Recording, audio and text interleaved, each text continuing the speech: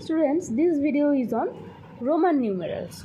We have already learned how to write numbers and how to read numbers in Hindu-Arabic system of numbering, that is of Indian system of numbering. But in outer world, we use international system of numeration. We have already learned about this.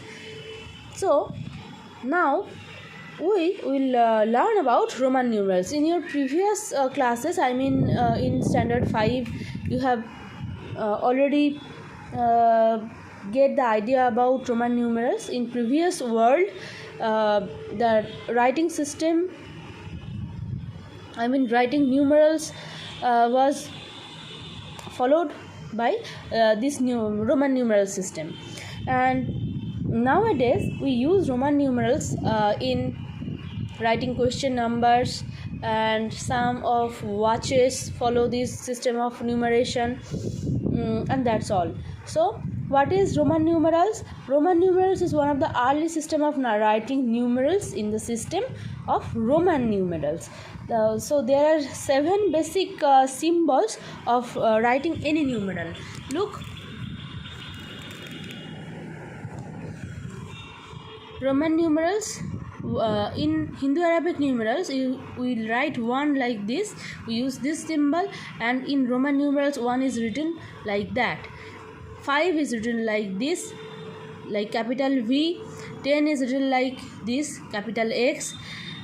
50 is written like that, capital L. 100 is written like C. 500 in Roman numerals will be written like D, and 1000, which is 1000 in Hindu-Arabic numerals, and M, capital M of Roman numerals represent 1000. So if there are some other rules also, if a bar is placed over a numeral, it is multiplied by 1000. Thus 5 bar, V bar means 5 into 1000, that is 5000, and X bar, X remains represents 10, so 10 into 1000, it will be 10,000. There are some other rules. Rule number 1 is repetition of a symbol in Roman numerals mean addition. So 1 1, it means 1 plus 1 2. Triple X, it means 10 plus 10 plus 10 equals to 30.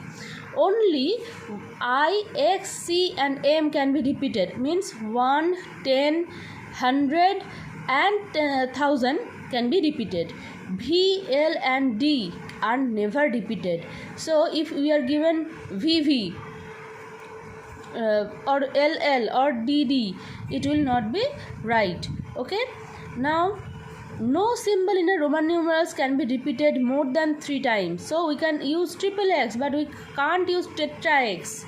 Okay, now rule number 2, a smaller numeral written to the right of a larger numeral is always added to the larger numeral. So VI, V means 5, I means 1.